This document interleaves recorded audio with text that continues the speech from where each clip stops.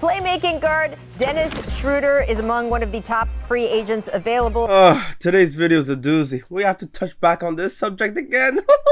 Of course, as you remember, turned down a 4-year, $84 million extension with the Lakers midway through the season. But you wanted to play games, and now you are the disaster of your own game plan. You don't know what you're going to do. You probably lost about $60 million because you didn't sign with the Lakers. Now you probably going to have to sign a one-year deal. 1 week later. The thing is, he's a good player. Like, the Celtics just got a steal in getting him for this 1 year at $5.9 million.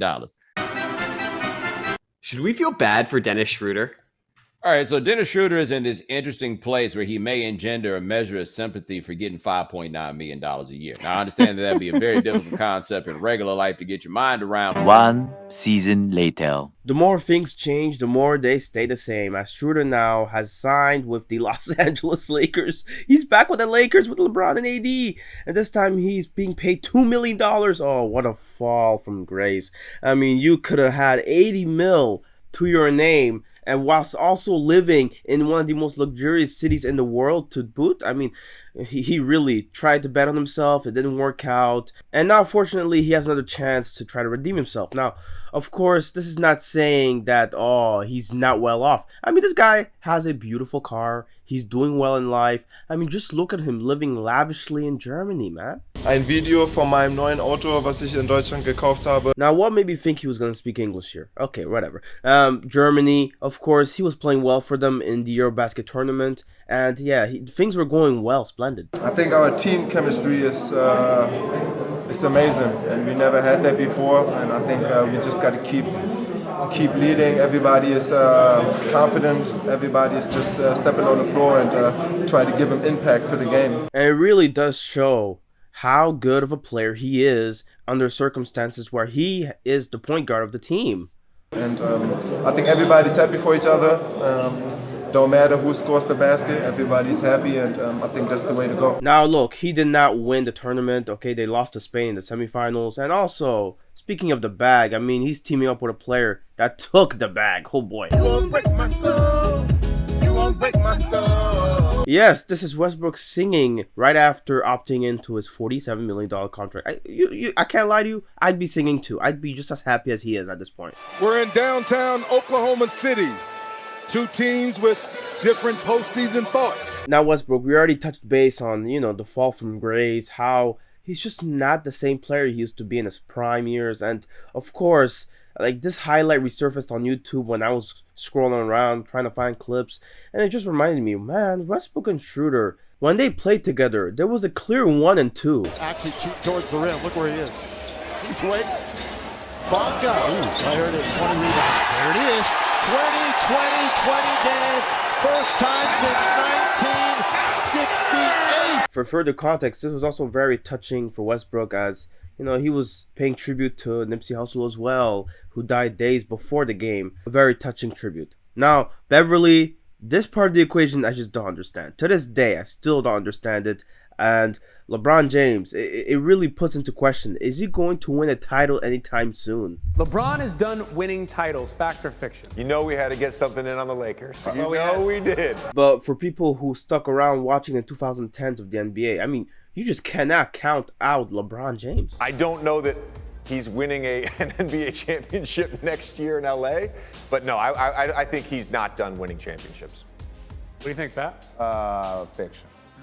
I'm with JJ on that. Now, the reason why I find this clip interesting is because of what Beverly says afterwards. Okay, he tries giving LeBron a pitch, a sell pitch. You never know with LeBron. You never know. Yeah. He might pop up whole new team or something. You be like, why did you do that? You know what I'm saying? Now, by no means is this tampering, but I just find this part interesting, knowing that they're both now on the same team together. He might pop up in Philadelphia. You know Who knows? Yeah. Or Minnesota. Who knows? Do I hear a plea to LeBron? LeBron, come on. It's a great. Hey, listen. It's a great. Great people. That. Oh my goodness. Great city. It's great people. Underrated. I mean, even during the winters, you see the snow, the trees change colors, man. The taxes are much lower than LA. And so now back to the present moment. This trade happens with Beverly, exchanged for Taylor Tucker and Stanley Johnson. Very strange trade. Very strange trade. Now I hope you guys are on the edge of your seats, because this quote right here from a source, I find it very interesting. it was a little strange that Lakers and Jazz did the Beverly deal when they did, because you knew they'd have more to talk about down the line. And you just find yourself thinking, well, Why would the Jazz do that? because you have to understand, this was when Mitchell was available, and of course LA had interest in Mitchell, and that was something Danny Ainge was keeping on the back burner, but there were other offers ahead of where the Lakers were. Danny Ainge always knew he could go back to them. There is no question that the Lakers would have made the move for Mitchell if they could, and the Jazz wanted those picks that the Lakers had. And it's interesting seeing the reaction of Beverly being a Laker, Magic Johnson welcoming it, saying, I used to hate Beverly once he went against us. Now I love that he's with us. And it's hard to believe considering how he humiliated you guys last season, calling Westbrook trash. I mean, this is just hilarious. And obviously, it doesn't add up for me to see these two pairing up together. And now that you add Schroeder to the equation, you're just left questioning it all. What's going on in Utah? What's going on? And that's what people in the league are watching right now. Okay. What's going on in Utah? Okay. But I want to ask a different question. And that question is, what's going on in LA? And for that, we need to look further into this, okay? Jeanie Buss, she had some interesting statements to make regarding Westbrook's last season. Jeanie Buss, who is the head of the Lakers, had something interesting to say about Russell Westbrook. She said the following, and I quote, "From my point of view, Westbrook was our best player last year. He played pretty much every single game, showed up, worked hard. It's really tough to win when Anthony Davis isn't on the court. LeBron was hurt a lot of the season, but Russ showed up every game and played hard every night." Of course, she backtracked. The word I should have used was consistent. He played 78 games last season. I mean, why was there a need for her to even bring that up? So I got to defend Jeanie Buss here because I'm a huge fan of hers. Ugh, really? That's just wrong, Jalen. Come on, man. Are they paying you to say this? I mean, these people ruined Kobe's late stages of his career. I mean, I will never forgive him for that. I honestly will, never. And Westbrook, do we even believe that she believes that? I doubt it. I mean, Westbrook, we all know how much of a struggle he was in last season. And obviously, this is just to boost him up. And you see him now with recent videos coming out of him shooting and making shots. And it's like, oh boy, he's looking good. But shout out to the guys at Heat Check. They did a great job talking about this and how this is really nothing new, and don't expect to see much of that in Westbrook. Last season, there was a similar highlight of the Brody with a nice looking form, swishing shot after shot. I made a video about it at the time and showed you that this is the same shot that he has in warm-ups, when he's relaxed, with time to focus, and with no defense. But he didn't shoot like this during the actual game. Yo, I have to stop you there, bro. You were cooking, but like this is my video, bro. I need to cook. Now, Schroeder, Beverly, and Westbrook in the same team. We all know there's going to be an odd man out. Who's going to be the player that's going to come off the bench? Obviously, they can't play small to where there's 3 guys that small playing in the same game. Come on, Westbrook is probably getting benched. So now Russell Westbrook, you saw it the other night.